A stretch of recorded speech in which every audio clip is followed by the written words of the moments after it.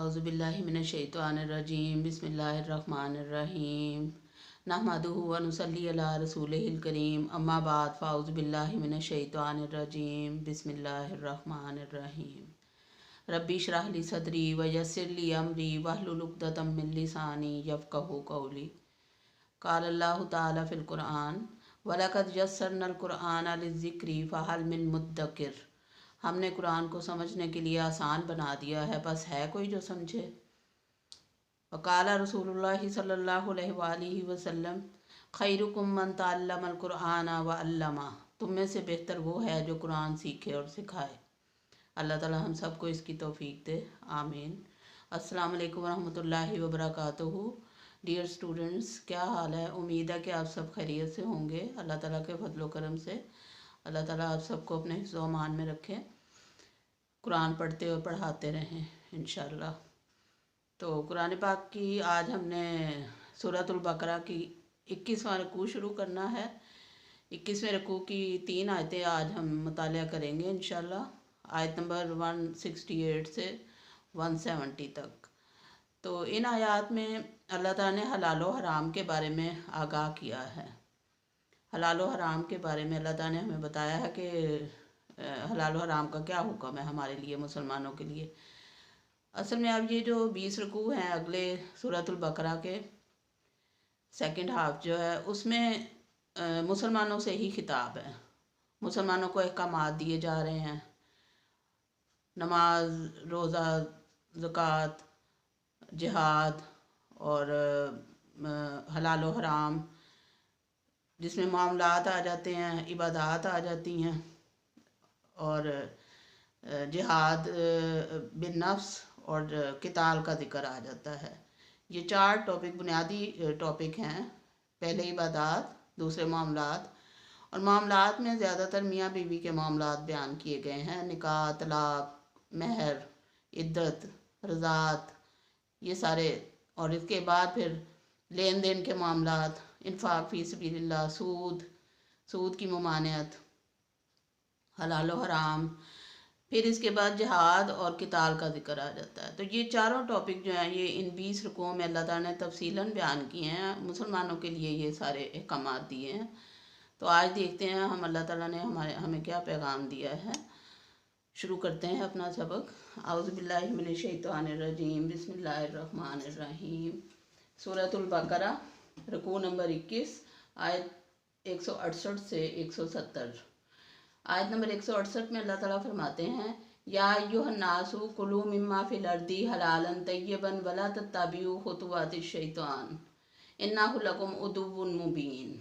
या अय्युहन्नासु, ए लोगो, कुलू खाओ, मिम्मा से जो, फिल अर्दी ज़मीन में, हलालन हलाल, तय्यबन पाकीज़ा, वला और ना, तत्तबिउ पैरवी करो, खुतुवातिश शैतान शैतान के नक्शे कदम की, इन्नाहु बेशक वो, लकुम तुम्हारे लिए, उदुव्वुन दुश्मन है, मुबीनुन खुला। अल्लाह ताला फरमाते हैं कि ए लोगो, जो ज़मीन में हलाल और पाकीज़ा चीज़ें हैं वो खाओ और शैतान के कदमों की, नक्शे कदम की पैरवी ना करो, बेशक वो तुम्हारा खुला दुश्मन है। अब इस आयत का एक पस मंज़र है। जो यहूदी थे उन्होंने कुछ चीज़ें, हलाल चीज़ें अपने ऊपर हराम कर रखी थी। ऊँट का गोश्त अपने ऊपर उन्होंने हराम कर रखा था। मुशरिकीन मक्का जो हैं उन्होंने कुछ जानवरों को अपने ऊपर हराम कर रखा था खुद से ही। और नबी पाक सल्लल्लाहु अलैहि वसल्लम ने फरमाया था कि जो दीन में सख्तियाँ पैदा करते हैं वो अपनी ही सख्तियों की वजह से हलाक हुए हैं। तो इन्होंने खुद से ही हलाल चीज़ों को हराम ठहरा लिया था। अल्लाह ताला ने सूरह माइदा में इसकी तफसील बहुत बयान की है हलाल व हराम की, और सूरह अनाम में भी तफसीलन ज़िक्र आया है। सूरह माइदा में अल्लाह ताला ने फरमाया है कि तुम ना कहो बहीरा, ना साहिबा, ना वसीला, ना हाम। अब ये 4 चीज़ें क्या हैं? बहीरा, साहिबा, वसीला और हाम। ये वो जानवर हैं जो मुशरिकीन मक्का ने खुद ही अपने ऊपर हराम करार दे दिए थे। हालांकि अल्लाह ताला ने उनको हराम नहीं किया था। अल्लाह ताला ने चंद चीज़ें हराम की हैं और बाकी सारी चीज़ें हलाल हैं। कुछ चीज़ें दरमियान की हैं जिसके बारे में खामोशी इख्तियार की है। तो اب وہ انہوں نے عربوں نے کیا کیا، مشرکین مکہ نے، انہوں نے کچھ اونٹ جیسے ایسی بکری جو 5 دفعہ جن چکی ہو اور آخری دفعہ نر جنے، تو اس کو وہ اللہ بتوں کے نام پہ چھوڑ دیتے تھے۔ وہ کہتے تھے کہ یہ اب اس کو استعمال نہیں کریں گے، نہ اس کا دودھ دوئیں گے، نہ اس کا گوشت استعمال کریں گے، اور نہ اس سے کوئی فائدہ نہیں ہم اٹھائیں گے، اس کو ہم نے بس آزاد چھوڑ دیتے تھے۔ اس کو بحیرہ کہتے تھے۔ پھر ایسی اونٹنی جو نظر و نیاز کے لیے یا کسی بت کے نام پہ انہوں نے قربانی کے لیے چھوڑی ہوتی تھی، اس کو صائبہ کہتے تھے، اور اس کو نہ وہ اس کا دودھ استعمال کرتے تھے، نہ اس کو انہوں نے اس پہ سواری کرتے تھے، کسی کام کے لیے اسے استعمال نہیں کرتے تھے، وہ جہاں چاہے چرتی پھرتی تھی، بس وہ اپنے اوپر کھانا اس کا حرام کر لیتے تھے۔ اسی طرح بحیرہ تھی، صائبہ تھی۔ اب وسیلہ ایک اونٹنی کو انہوں نے نام اس اونٹنی کو دے دیا تھا جو 10 دفعہ بچے جن چکی ہو، اس کو وسیلہ کہتے تھے۔ اس کو بھی استعمال کرنا، کھانا پینا، اس کا گوشت کھانا، اس کا دودھ پینا سب حرام تھا، اس پہ سواری کرنا، اس کو بھی انہوں نے ایسے ہی چھوڑ رکھا تھا، اس کو بھی اپنے اوپر حرام کیا ہوا تھا، ایسی اونٹنی کو جو 10 دفعہ جن چکی ہو۔ پھر ایسا اونٹ جس کا پوتا جو ہے وہ سواری کے قابل ہو جاتا، سواری اور بوجھ اٹھانے کے قابل ہو جاتا، اس بوڑھے اونٹ کو بھی وہ حرام کر لیتے تھے اپنے اوپر، کہ اس کے اوپر نہ سواری کرنی ہے، نہ اس کا گوشت کھانا ہے، اور اس کو بھی ایسے آزاد چھوڑ دیا جاتا تھا، وہ جہاں چاہے چرتا پھرتا تھا، وہ اس کو مقدس خیال کرتے تھے۔ تو اس طرح کی حرکتیں انہوں نے مشرکین مکہ نے خود سے ہی شروع کی ہوئی تھی، حالانکہ قرآن نے کہا، سورہ مائدہ میں اللہ تعالیٰ نے فرمایا کہ حلال و حرام کا حق صرف اللہ تعالیٰ کو ہے، اللہ کے سوا کوئی حلال کو حرام، حرام کو حلال نہیں کر سکتا۔ ہمارے ہاں بھی ہم دیکھتے ہیں بعض لوگ کہہ دیتے ہیں گوشت نہ کھاؤ، فلاں چیز نہ کھاؤ، تو یہ چیزیں ساری جو ہیں یہ ناجائز ہے۔ اللہ تعالیٰ نے جس چیز کو حلال کیا ہے، جو پاکیزہ ہے، اس کو ہم نہ حرام کر سکتے ہیں اور نہ اسے کھانا چھوڑ سکتے ہیں۔ تو حلال و حرام کا جو مسئلہ ہے، حلال جو ہے وہ حلت سے ہے، جس میں سے پابندی اٹھا لی گئی ہو کھانے پینے سے، اور حرام وہ ہے جس پر پابندی لگا دی گئی ہو کھانے پینے کی۔ حلال و حرام کا سورہ بقرہ میں بھی آگے ذکر آئے گا تفصیل سے، پھر ہم انشاءاللہ تفصیل سے دیکھیں گے۔ تو اس وقت یہ اللہ تعالیٰ فرما رہے ہیں کہ اے لوگوں، اب مسلمانوں کو بھی اور ان لوگوں کو بھی خبردار کیا جا رہا ہے کہ اے لوگوں، جو کچھ زمین میں حلال اور پاکیزہ ہے وہ کھاؤ، اور شیطان کے نقش قدم کی پیروی نہ کرو۔ شیطان جو تمہیں اکساتا ہے کہ یہ نہ کھاؤ، وہ نہ کھاؤ، یا غلط کام کی طرف راغب کرتا ہے، تو اس کے پیچھے نہ چلو، بلکہ دیکھو کہ اللہ تعالیٰ نے کیا حکم دیا ہے۔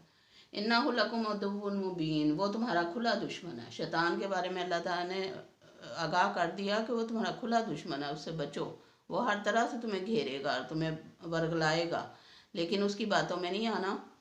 لیکن یہ صرف اسی وقت ممکن ہے جب ہمیں قرآنی احکامات کا پتہ ہوگا، ہم نے قرآن کو پڑھا ہوگا، سمجھا ہوگا، تبھی ہمیں پتہ ہوگا نا کہ یہ شیطان کی آواز ہے، یہ قرآن کی آواز ہے۔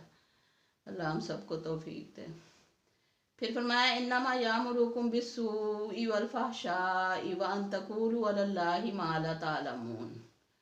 انما بے شک، یامرکم وہ تمہیں حکم دیتا ہے، بالسوء ساتھ برائی کے، والفحشاء اور بے حیائی، وان تقولوا اور یہ کہ کہو، علی اللہ اللہ کے بارے میں، ما لا تعلمون جو تم نہیں جانتے۔ تو اس میں اللہ تعالیٰ نے شیطان کے بارے میں بتایا، پیچھے شیطان کا ذکر چل رہا تھا کہ یہ جو شیطان ہے یہ تو تمہیں برائی کا ہی حکم دے گا، تمہیں برے راستے کی طرف ہی لے کر جائے گا۔ اچھی بات تو ظاہر ہے کہنے سے رہا، برے وسوسے ہی ڈالے گا دل میں، اور فحشاء بے حیائی کی طرف لے کے جائے گا، برائی اور بے حیائی کی طرف لے کے جاتا ہے۔ وان تقولوا علی اللہ اور یہ کہ کہو اللہ کے بارے میں، ما لا تعلمون جو تم نہیں جانتے، کہ ہادہ حلال ہادہ حرام، خود سے ہی کہتے رہو کہ یہ حلال ہے یہ حرام ہے۔ یہ نہیں کہ ہم پڑھیں دیکھیں قرآن پاک میں کہ کس چیز کو حلال کیا، کس چیز کو حرام کیا۔ نبی پاک صلی اللہ علیہ وسلم نے اللہ تعالیٰ نے قرآن پاک میں فرمایا کہ اللہ کا نبی تمہیں حلال اور حرام کا بتاتا ہے، تو ان کی ایک ڈیوٹی لگائی گئی ہے کہ وہ حلال و حرام کا پتہ دیں تمہیں۔ تو جب ہم حدیثیں پڑھیں گے تو ہمیں پتہ چلے گا کہ حلال کیا، نبی پاک صلی اللہ علیہ وسلم نے کس چیز کو حلال کیا، کس چیز کو حرام کیا، آیا یہ جو لوگ حلال و حرام خود سے بنائے پھرتے ہیں وہ صحیح بھی ہے کہ نہیں۔ یہ ساری چیزیں ہمیں حدیث پڑھنے سے پتہ چلیں گی۔ اور شیطان جو ہے وہ انسان کو بے حیائی پر اکساتا ہے، برائی پر اکساتا ہے۔ دنیا کی ہر چیز جو بری ہے وہ لوگوں کو اچھی لگتی ہے۔ لوگوں کو گانا اچھا لگتا ہے، لوگوں کو میوزک اچھا لگتا ہے، لوگوں کو ڈانس اچھا لگتا ہے، لوگوں کو بے پردگی اچھی لگتی ہے، کھلے بال اچھے لگتے ہیں، لڑکیاں اس طرح بن سور کے باہر نکلنا پسند کرتی ہیں، خوشبو لگا کے باہر نکلنا، اور جو پائنچے ہیں وہ اوپر کرنا، ٹخنے ننگے لیے پھرنا، یہ سب کیا ہے؟ یہ اسلامی معاشرہ تو نہیں ہے، یہ شیطان کے نقش قدم پر چلنا ہے، اور اس سے اللہ نے منع کیا۔ شیطان بے حیائی کا تمہیں حکم دیتا ہے، یعنی اس طرف لگاتا ہے، اٹریکشن پیدا کر دی گئی ہے برائی میں انسان کو آزمانے کے لیے۔ اب دیکھیں اپنے معاشرے میں، بازاروں میں جائیں، کہیں بھی اگر گزر ہو تو دیکھیں کتنی بے حیائی ہے۔ یہ سب شیطان کے پیچھے چلنے والے لوگ ہیں۔ ان کو اتنی عقل نہیں ہے کہ اللہ کے نبی صلی اللہ علیہ وسلم نے اپنے بیویوں کو، بیٹیوں کو کس طرح رکھا ہوا تھا، اور انہوں نے کس طرح سے شرم و حیا کے ساتھ زندگی گزاری پردے میں۔ وہ صحیح کہا نا کسی شاعر نے کہ بے پردہ جو کل نظر آئیں چند بیویاں، اکبر زمین میں غیرت قومی سے گڑ گیا، پوچھا جو ان سے آپ کا پردہ وہ کیا ہوا، کہنے لگی کہ عقل پہ مردوں کی پڑ گیا۔ تو ایک عورت کے پیچھے 4 مردوں سے پوچھ ہونی ہے۔ باپ سے کہ بیٹی کی تربیت کیوں نہیں کی، اسے شرم و حیا کے اندر دائرے میں کیوں نہیں رکھا، چادر اور چار دیواری کے دائرے میں کیوں نہیں رکھا، اور دوسرے بھائی کی ہوگی پوچھ، باپ کے بعد بھائی کی پوچھ ہے، پھر خاوند کی پوچھ ہوگی، شوہر کی، کہ اس نے اپنی بیوی کو کیوں ایسے بے پردہ لیے پھرا باہر، کھلے بال اور بے حیائی۔ اس کے بعد بیٹے کی پوچھ ہونی ہے۔ 4 مرد ہیں جنہوں نے ایک عورت کے پیچھے جن کی پوچھ ہوگی۔ تو یہ بڑا لمحہ فکریہ ہے ہمارے لیے کہ شیطان ہمیں بے حیائی، اللہ تعالیٰ فرماتے ہیں کہ شیطان تمہیں حکم دیتا ہے برائی اور بے حیائی کا۔ تو یہ شیطانی چکر ہے، اس سے باہر آنا چاہیے، اور ہمیں دیکھنا چاہیے کہ عقل سے کام لینا چاہیے کہ قرآن کیا کہہ رہا ہے، حدیث کیا کہہ رہی ہے۔ ہم نے دنیا میں کتنا عرصہ رہنا ہے؟ ساری عمر یہی تو نہیں رہنا، آخر تو اللہ کے سامنے جانا ہے، جواب دینا ہے، روز محشر جانا ہے، میزان قائم ہونا ہے، نیکیاں بدیاں دیکھی جانی ہیں، نامہ اعمال ملنا ہے۔ اللہ کرے سب کے دائیں ہاتھ میں جائے، اللہ توفیق دے سب کو، لیکن اس پہ غور کرنا اور اس سے برائیوں سے، شیطانی وسوسوں سے بچنے کی ضرورت ہے بہت زیادہ۔ وَإِذَا قِيلَ لَهُمُ اتَّبِعُوا مَا أَنزَلَ اللَّهُ قَالُوا بَلْ نَتَّبِعُ مَا أَلْفَيْنَا عَلَيْهِ آبَاءَنَا۔ اور اذا جب قیلا کہا جاتا ہے لہم ان سے، متبعو پیروی کرو، ماں جو انزلہ نازل کیا اللہ نے، قالو تو وہ کہتے ہیں، بلکہ نتبعو ہم تو پیروی کریں گے، ماں جو الفینا ہم نے پایا، علیہ جس پر، آباءنا اپنے آباء و اجداد کو۔ اب وہی مرغ کی ایک ٹانگ کہ وہ بار بار وہی بات دہراتے ہیں۔ سورہ بقرہ میں پہلے بھی یہ آیت گزر چکی ہے کہ ہم تو وہ کریں گے جو ہمارے آباء و اجداد کرتے رہے۔ حالانکہ پھر اللہ تعالیٰ فرماتے ہیں، اور جب ان سے کہا جاتا ہے کہ جو میں نے نازل کیا، جو آیات نازل ہوئی، جو کتاب نازل ہوئی، اس پر ایمان لاؤ، اس کی پیروی کرو، تو وہ کہتے ہیں کہ ہم تو اس کی پیروی کریں گے جو ہمارے آباء و اجداد کرتے رہے۔ اللہ تعالیٰ جواب دیتے ہیں، اولو کان آباؤہم لا یعقلون شیئا ولا یہتدون۔ کیا ولو اگرچہ کانا ہے، آباؤہم ان کے آباء و اجداد، لا یعقلون نہیں عقل رکھتے، شیئا کچھ بھی، ولا یہتدون اور نہ وہ ہدایت پر ہیں۔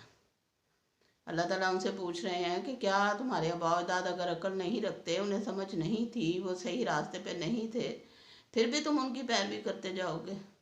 اور وہ اگر صحیح راستے پہ، سیدھے راستے پہ ہی نہیں تھے تو تم ان کی پیروی کر کے کیا پالو گے؟ ظاہر ہے جو ان کا انجام ہے وہی تمہارا انجام بھی ہوگا۔ پھر پہلے سورہ بقرہ میں اللہ تعالیٰ نے فرمایا تھا کہ اے لوگو عبادت کرو اس رب کی جس نے تمہیں اور تم سے پہلے لوگوں کو پیدا کیا۔ تو جیسی غلطیاں تم کر رہے ہو ویسی تمہارے آباء و اجداد بھی تو کر سکتے تھے۔ تو ان کے راستے پہ چلنے کی بجائے بہتر نہیں ہے کہ اللہ کے راستے پہ چلا جائے، اس کے نبی صلی اللہ علیہ وآلہ وسلم کے راستے پہ چلا جائے؟ ہمارے ہاں بھی اب یہی حال ہے. ہم لوگ کہتے ہیں نہیں جی ہمارے خاندانی روایت ہے، مہندیاں کرنی ہیں، شادیوں پہ اسراف کرنا ہے، فضول خرچی کرنا ہے، میوزک ہے، ڈانس ہے، جتنی برائیاں شیطان کروا سکتا ہے کر رہا ہے انسان، بلا سوچے سمجھے کہ اس کا نتیجہ کیا نکلے گا. وہ کہتے ہیں نا کہ تم برائی کے چھوٹے ہونے کو نہ دیکھو، بلکہ اس رب کی بڑائی کو دیکھو جس کی تم نافرمانی کر رہے ہو. تم یہ کہہ دیتے ہو یہ کوئی ایسے چھوٹا گناہ ہے، کچھ نہیں ہوتا، معافی مانگ لیں گے، توبہ کر لیں گے، لیکن یہ تو دیکھو کہ تم نافرمانی کس کی کر رہے ہو. اللہ تعالی ہم کو اور آپ کو سب کو ہدایت دے، قرآن پاک پہ اور حدیث نبی صلی اللہ علیہ وسلم پہ، سنتوں پہ عمل کرنے کی توفیق دے. سبحانک اللہم و بحمدک، اشہد ان لا الہ الا انت، واستغفرک واتوب الیک. اللہ حافظ.